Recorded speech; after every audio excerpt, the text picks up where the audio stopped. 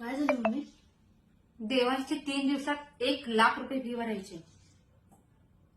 बरं झालं मग मला सरकारी शाळेत टाकलीस. मम्मी तुला एक आयडिया सांग काय? हं. साधा आयडिया. तुझे आता त्याला त्या शाळेतनं काढून सरकारी शाळेत घाल. आणि एक नाही जे आता तू फी भरणारच ना ते बाबा बँकेत वर्षाला 1,00,000 रुपये. 1,00,000 रुपये. तुझे 10वीत जाऊसपर्यंत किती लाख होणार? 10,00,000 10 लाख आणि होणार. वरचं आणि मध्ये मध्ये भरायचं असते ते वेगळं म्हणजे 10-15 लाख होत्यातच. होय. आणि जे आता ती फी भरणारच नाही ते 10 लाख बँकेमध्ये साठव. हं. म्हणजे व्याज पण येईल हा, आणि. व्याज पण येईल आणि बिझनेस होईल त्याचा.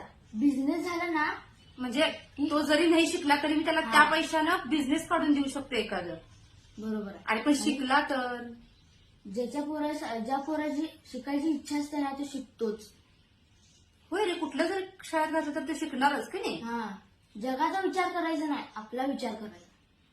अरे होय रे, ते आत्तीच्या पोराला घातले ना त्याने वर्षाला 1,00,000 रुपये भरून म्हणून मी पण घातलं. तसं नसते. आमच्या काळी पण असल्याच शाळा होत्या रे, सरकारी कुठं असलं दिखावा आणि दिखावा होता. आता हाय तुमच्याकडे एवढं तरी पोराला साध्या शाळेत घातल्या असं म्हणते म्हणून आपलं घातलं मी पण. तसं काय नसते. होय होय, मी तसंच करते की नाही. हम्म. तुझ्या शाळेत घालत. हा